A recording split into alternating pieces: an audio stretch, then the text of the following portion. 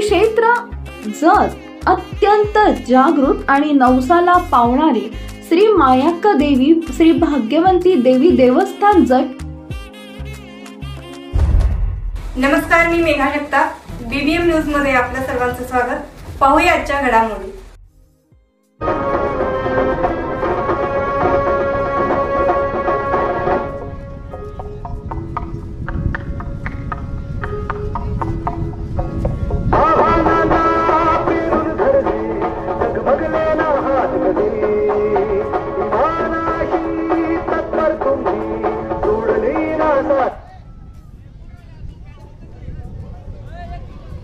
Women detail Kolhapur, Solapur, Pune.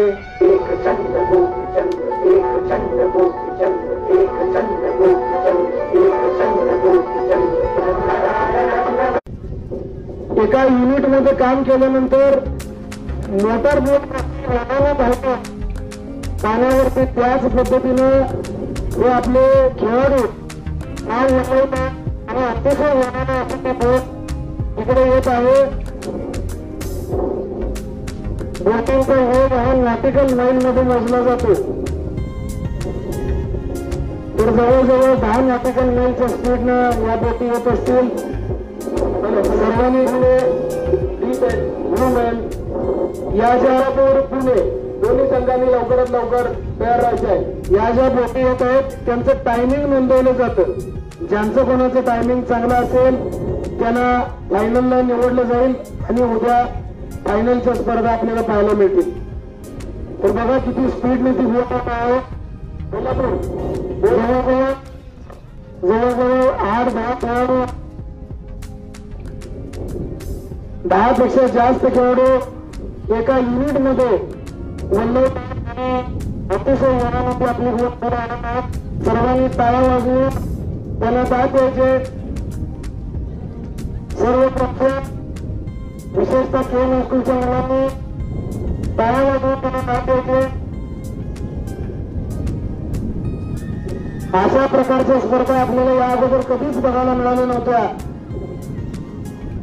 या भागामध्ये तुम्हाला या स्पर्धा बघायला मिळतात। जत सारख्या दुष्काळी भागामध्ये राज्यस्तरीय बोटिंग स्पर्धा होतात, ही खूप मोठी बाब आहे। मी सेवादलांचे पुन्हा एकदा हार्दिक आभार मानतो।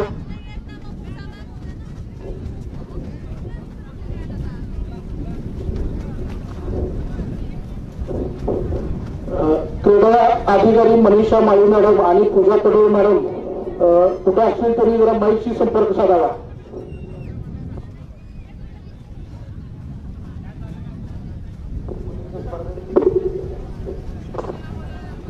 माननीय आमदार गोपीचंद पडळकर साहेब यांच्या संकल्पातून जत तालुक्यात प्रथमच या बोटिंगच्या स्पर्धा आणि याचा खरा आनंद आपल्याला इथे घेता येतो। नुकतंच इथे मॅडम उपस्थित झालेले आहेत, जिल्हा क्रीडा अधिकारी म्हणून खास उपस्थित झालेले आहेत। त्यांचं केम स्कूल व ज्युनियर कॉलेजच्या वतीनं मनपूर्वक स्वागत व आमच्या विद्यार्थ्यांना खास एक छोटीशी भेट आपण घ्यावी, त्यांना एक कल्पना द्यावी, एक कुठेतरी उत्साह त्यांच्या मनामध्ये दिसते।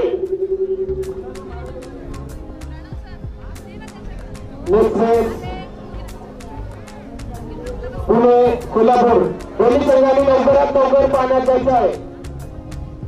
1 मिनिटाच्या आत कुठलाही संघ पाण्यात लागेल दुसरे संघ घेण्यात येईल। लवकर कोल्हापूर बोट घ्या, लवकर चला, बोट बाहेर आणायची लवकर।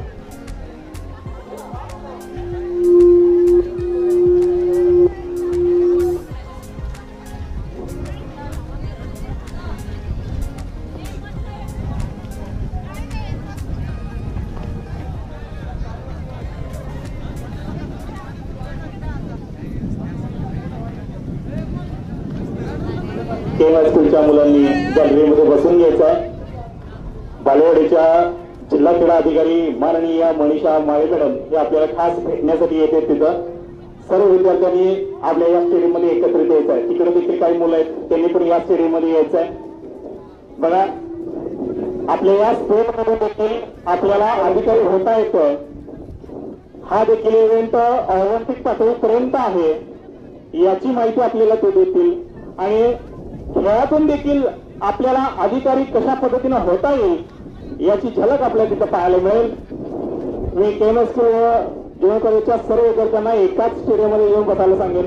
तिकडे कोणी वगैरे उभारलेले चला या बाजूला या तुम्ही सगळे. स्वामी महात्मे सर, आपण जिथे कुठे असाल तिथून लवकरात लवकर बोट कंट्रोलला यायचं आहे. स्वामी सर, विराज जाधव, आपला विनंती आहे की आपण बोट कंट्रोल यायचं आहे. मार्केट कमिटीचे सचिव विराज सर, माननीय सोमलिंग चौधरी साहेब यांचं देखील इथं आगमन झालेलं आहे. त्यांचं देखील मी गोपीचंद पडळकर युथ फाउंडेशन तर्फे मनपूर्वक आभार मानतो व स्वागत करतो. पलीकडच्या गॅलरीमध्ये बसलेले केएम हायस्कूलचे विद्यार्थी 10वी ब मधले विद्यार्थी आहेत, त्यांनी कृपया करून इकडे बसायचं आहे. मनीषा माळी मॅडम आपल्याला मार्गदर्शन करणार आहेत आणि भेटायला पण येणार आहेत. सो आपण सर्वांनी एकाच गॅलरीमध्ये बसायचं आहे. आता खडखडीत ऊन पडले, मगाशी भिजलेले कपडे वाळणार आहेत म्हणून गॅलरीमध्येच बसून घ्या.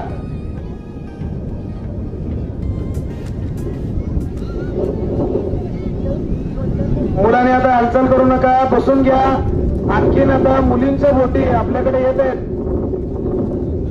आता 2-3 बोटी अशा बघायला मिळणार आहेत म्हणून जरा थोडा वेळ तरी आपण या बोटिंगच्या स्पर्धेचा उपभोग घेऊया, आनंद घेऊया. त्या मुली चाललेल्या आहेत बघा, त्याचा थोड्याच वेळात रिटर्न येणार आहेत. अतिशय वेगाने त्या बोटी वलवत आहेत, आपण बघायचंय. नयनरम्य अशा या स्पर्धा इथं आयोजित केलेल्या आहे. मी संघांना विनंती आहे त्यांनी लवकरात लवकर 4 पॉईंट रिपोर्ट करायचे आहे. आजपर्यंत आपण व्हॉलीबॉल, क्रिकेट, फुटबॉल, ऍथलेटिक्स यासारख्या मैदानी स्पर्धा आपण बघितलेल्या आहेत, पण पाण्यातल्या स्पर्धा पहिल्यांदाच बघतोय.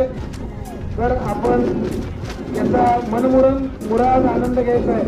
वातावरण देखील अतिशय छान आहे. रिमझिम पाऊस, मध्ये मध्ये कोल्ह्याचं लग्न,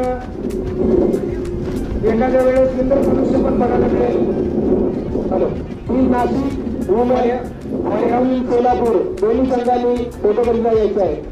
ही नाशिक, ती सोलापूर लगेच बोट कंट्रोलला उभं करायचं आहे. अजून पण काही मुली खालच्या बाजूला, पाठीमागच्या बाजूला बसलेल्या उभारलेल्या आहेत.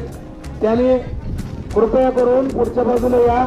आणखीन एक अर्धा 1 तास आपण इथं थांबून स्पर्धा बघून आपली बस आल्यानंतर आम्ही व्यवस्थित तुम्हाला घेऊन जाऊ.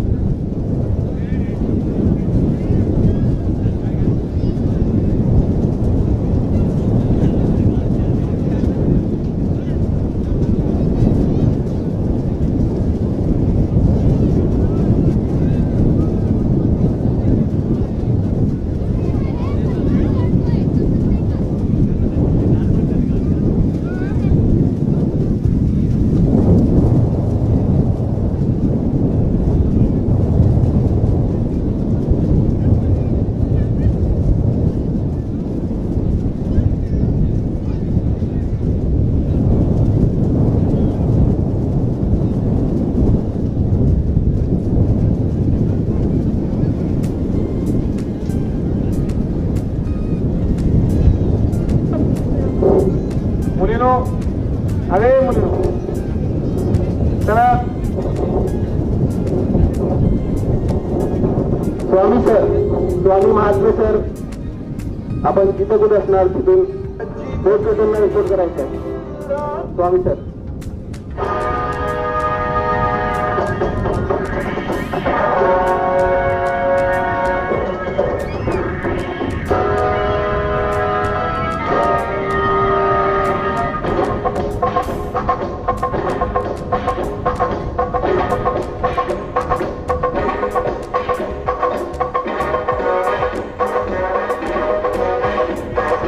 आमदार गोपीचंद पडळकर साहेब यांच्या वर्षापासून जत तालुक्यात पहिल्यांदाच 16वी महाराष्ट्र राज्यस्तरीय कॅनोगिंग अँड कायकिंग व ड्रॅगन बोट अजिंक्य स्पर्धा 2025. मित्रांनो, आपल्या भागात देखील कधी या बोटिंगच्या स्पर्धा पाहायला मिळतील असं कधी वाटलंच नव्हतं. पण माननीय आमदार गोपीचंद पडळकर साहेब यांच्या संकल्पनेतून व त्यांच्या पूर्ण टीम सहकार्यातून आपल्याला या नवीन स्पर्धा पाहायला मिळतात. खरं तर या स्पर्धा पाहण्यासाठी आपल्याला कुठेतरी दूर प्रवास जावं लागलं असतं, पण आज आपल्याला इथं देखील चांगल्या पद्धतीच्या स्पर्धा पाहायला मिळतात. गिरगाव तलाव हे देखील एक पर्यटन स्थळ होत आहे आणि याचा देखील आनंद आपल्याला घेता येईल.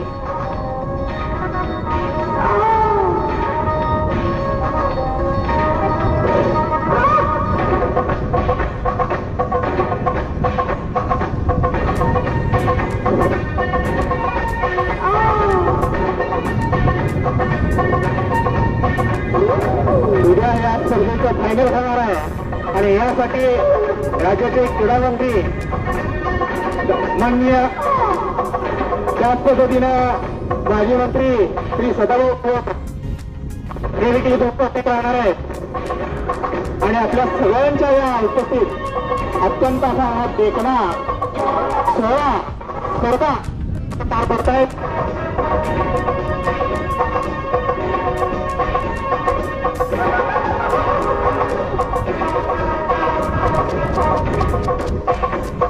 या स्पर्धा आपल्यासाठी अतिशय नाविन्यपूर्ण आहेत.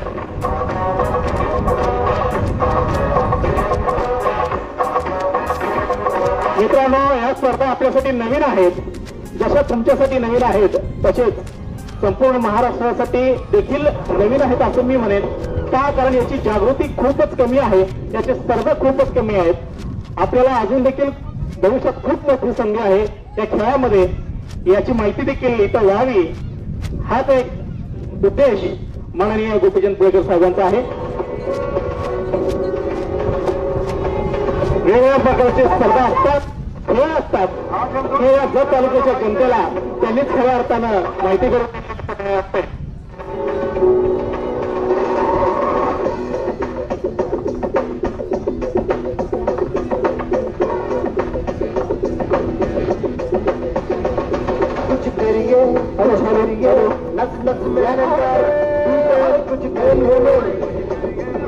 नांदेड कुछ करिए आज कुछ करिए बस काही माणसाचे विद्यार्थी चला येणार लवकर पाठीमागा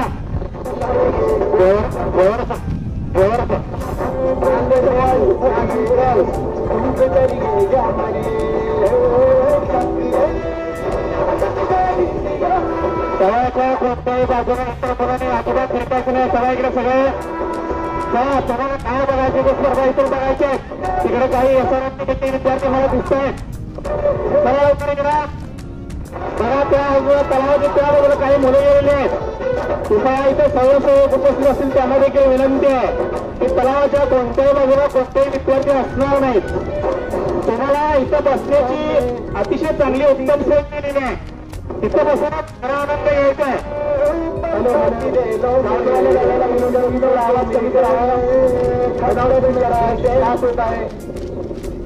थँक्यू.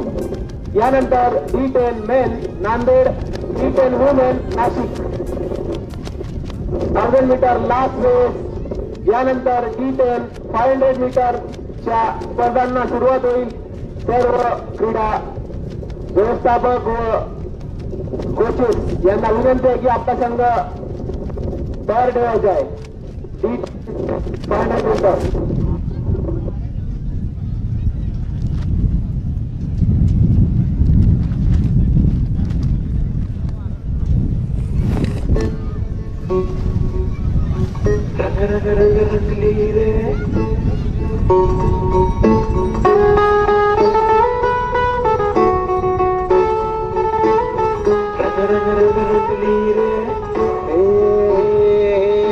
काठीचं वारशेत हिरवं गार गणरायाचं द्वार, गणरायाचं द्वार.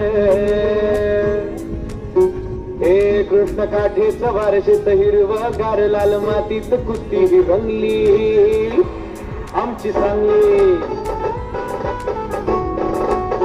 हे आमची सांगली.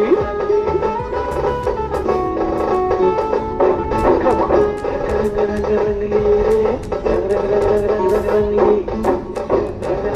रंगली रे रंगली आमची सांगली.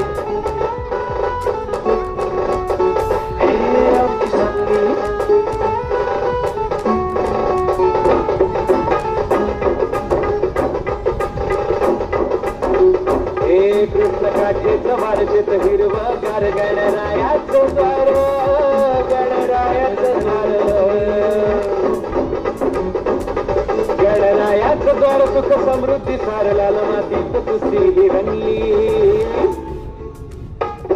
आमची सांगली. आमची सांगली.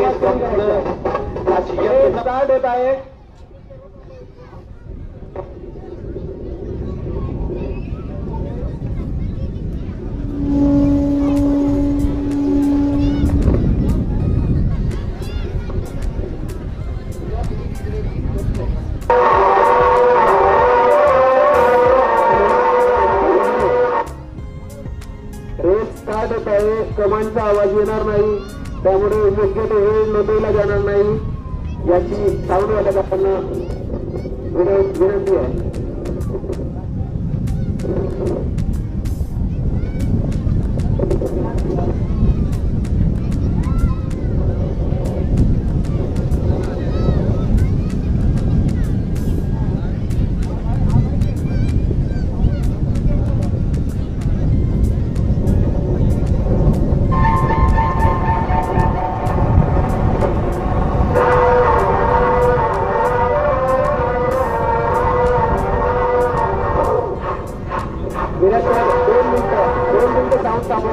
स्टार्ट होता है.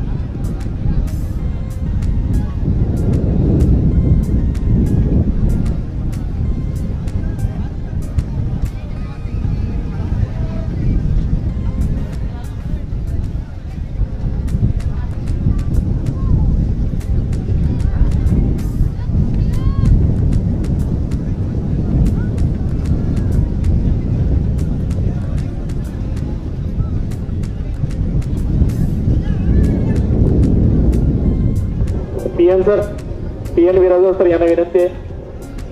पीएन बिराजदार सर तयार ठेवा, आपण मॅडमला घेऊन तिथे येतोय.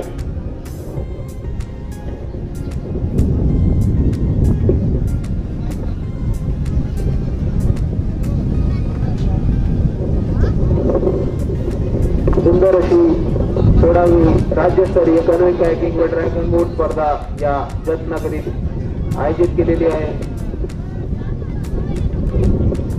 या स्पर्धेकरिता जगच्या सर्व नागरिकांचा भरभरून प्रतिसाद मिळत आहे.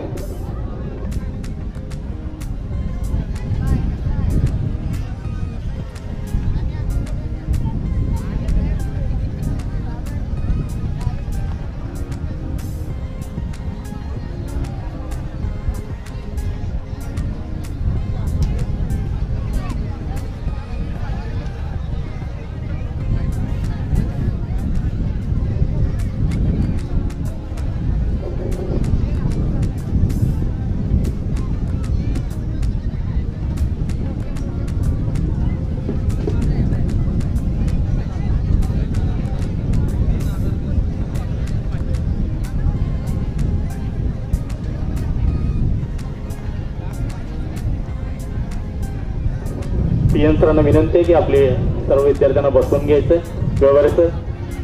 महाजन सर यांना विनंती आहे की कृपया आपल्या सर्व विद्यार्थ्यांना बसवून घ्या. आपण लगेचच जे राष्ट्रीय खेळाडू आहेत त्यांना घेऊन खास विद्यार्थ्यांना भेट देण्यासाठी तिथे येतोय.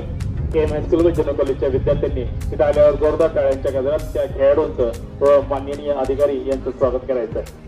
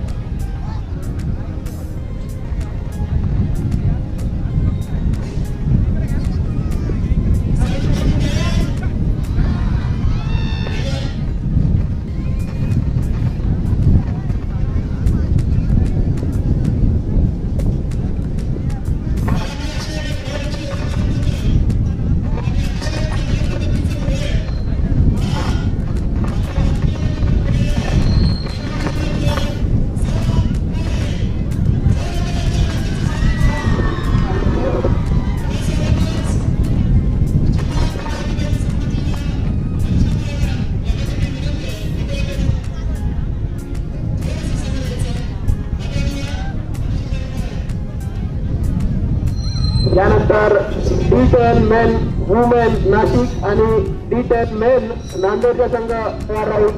लगेच बोट आलं की त्यांनी बोट पाण्यात टाकायचे आहे.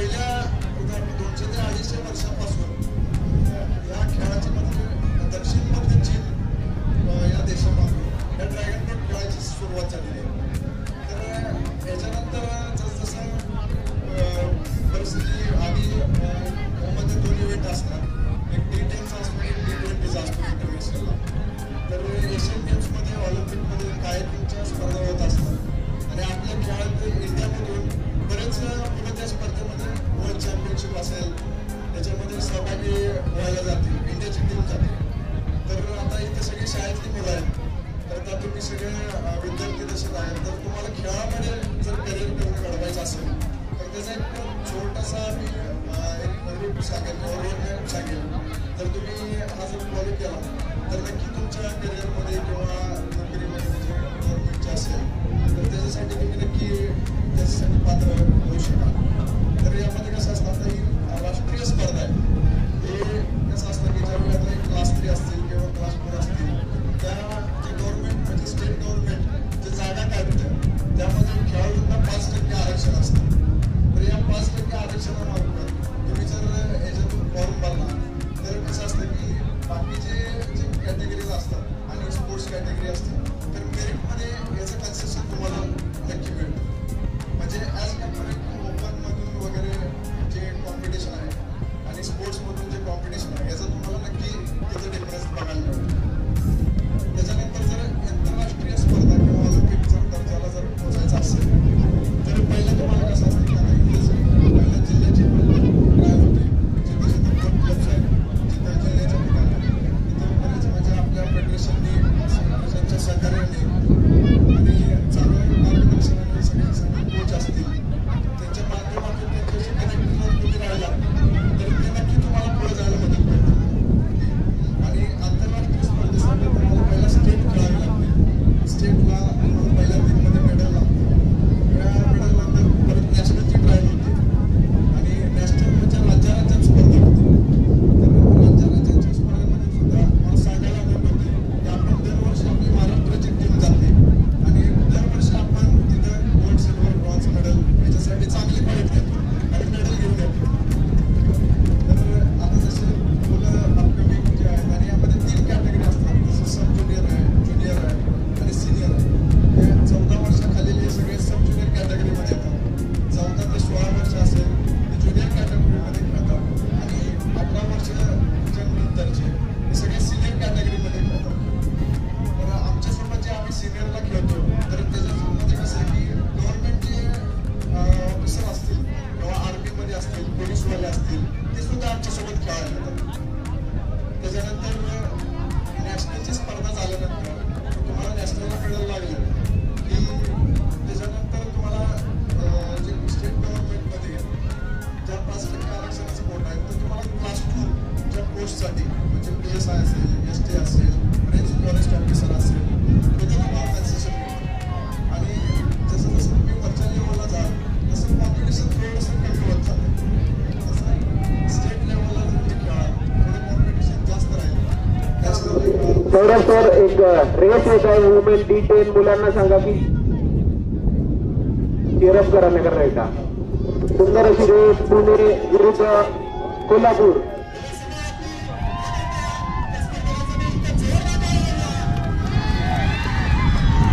सुंदर अशी स्पर्धा.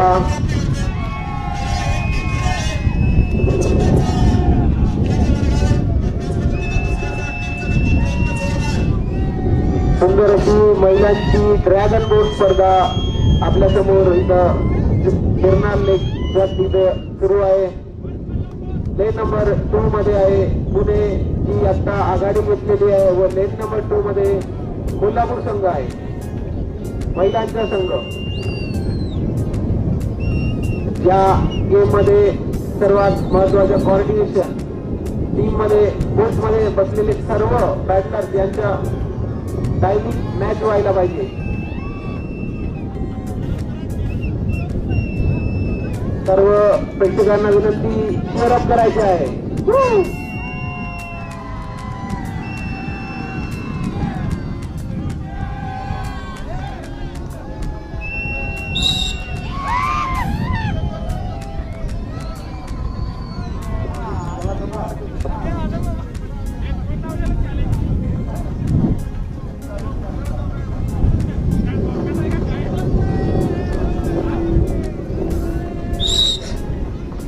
त्यानंतर पुरुषांचा नांदेड संघ तयार राहील व मुलींचा नाशिक संघ लवकरात लवकर बोट घेऊन स्टार्टला रिपोर्ट करतील. दोन्ही संघांना विनंती लवकरात लवकर बोट बाहेर घेऊन यायची आहे. पुणे कोल्हापूर दोन्ही संघांना विनंती. बघा आत्ताच आपण या स्पर्धा पाहिलेल्या आहेत. ह्या खेळामुळे शारीरिक फायदा काय मिळू शकतो याविषयी आपण थोडीशी चर्चा करूया. हे खेळ खेळल्यामुळे कशा पद्धतीनं आपल्या शरीराला देखील चांगल्या पद्धतीचा फायदा मिळतो, एक प्रकारचा व्यायाम होतो, हे आपण आंतरराष्ट्रीय प्लेयर सौरभ मोरे यांच्याविषयी बोलूया. नक्की सर, कसं असतंय की जे मुलं व्यायाम करतात किंवा जे खेळ खेळतात त्यांची बुद्धी चांगलीच राहते. तर खेळांमध्ये ह्याचे जर फायदे जर सांगायचे झाले, कसं असतं की आपण एखाद्या ठिकाणी फोकस करतो, आपण आपले एफर्ट्स लावतो, एनर्जी लावतो.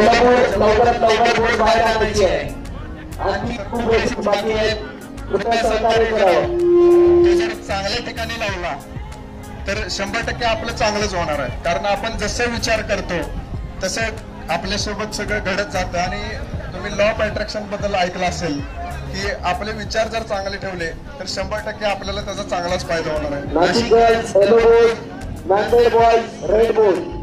लवकरात लवकर बोर्ड घेऊन 60 रिपोर्ट करायचा. तर आता आम्ही प्रॅक्टिस करतो, याच्यासोबत व्यायाम पण करतो. कारण फक्त बोर्डची प्रॅक्टिस करून सुद्धा म्हणजे कसं असतं की काही शरीर आपलं थोडं आणखी मजबूत करण्यासाठी प्रॅक्टिसने होतच, त्यात काही डाऊट नाही. पण आपली स्ट्रेंथ असेल, आपला स्टॅमिना असेल तर त्याच्यासाठी आपण बॉडी वेट ट्रेनिंग असेल, वेट ट्रेनिंग असेल, त्याच्यासोबत चांगला आहार असेल तर ह्याच्यावर सुद्धा लक्ष द्यावं लागतं. कारण तिथं ज्यावेळी तुम्ही नॅशनल लेवल किंवा इंटरनॅशनल लेवलला ज्यावेळी तुम्ही कम्पीट करता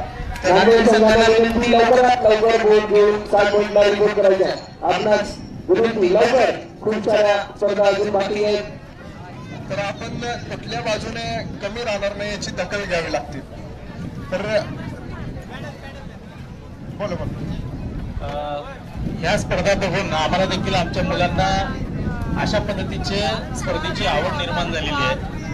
आम्हाला देखील हे खेळ शिकायचे आहेत. मग यासाठी कुठं सोय आहे का? कशा पद्धतीनं ही यंत्रणा चालते की ह्याचं प्रशिक्षण वगैरे कुठं भेटतं, कसं आहे? नक्की सर, तुम्हाला जर आता इथून जर सुरुवात करायची असेल तर तुम्ही सगळ्यात चांगलं पहिला हा तुम्ही उपक्रम जे केलेला आहे खेळाला चालना देण्यासाठी.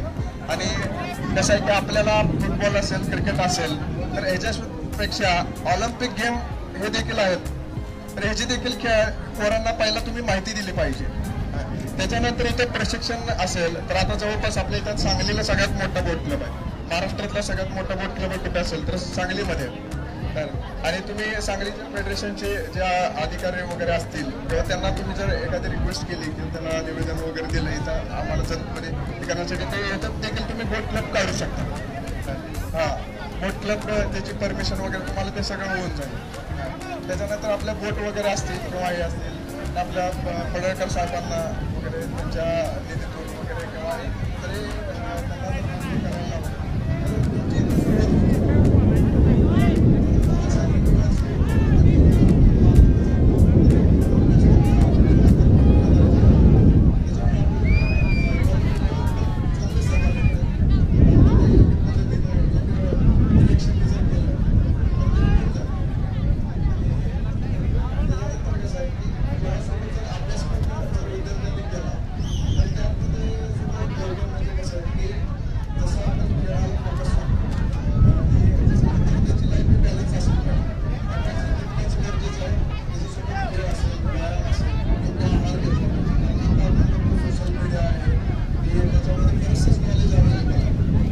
हॅलो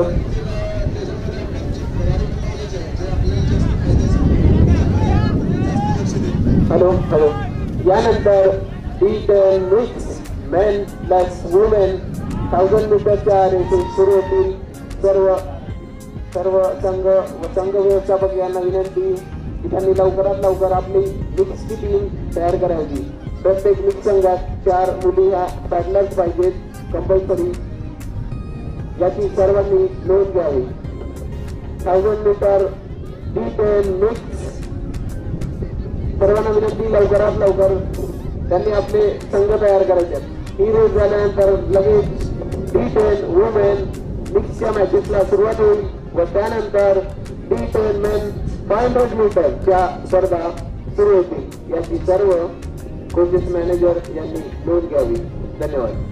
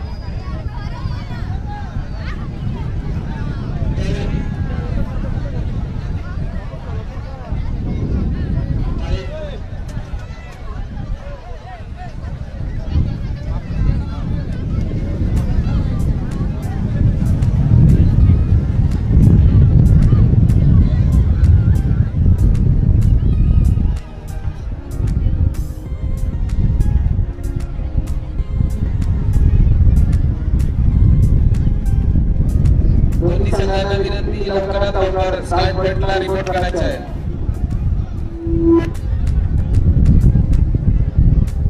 त्यानंतर अशी संयुक्त महिलांची पुरुषांची एक टीम त्यांच्या 1000 मीटरची शर्यत होणार आहे. सर्व संघांना विनंती त्यांनी आपले संघ तयार ठेवायचे आहे.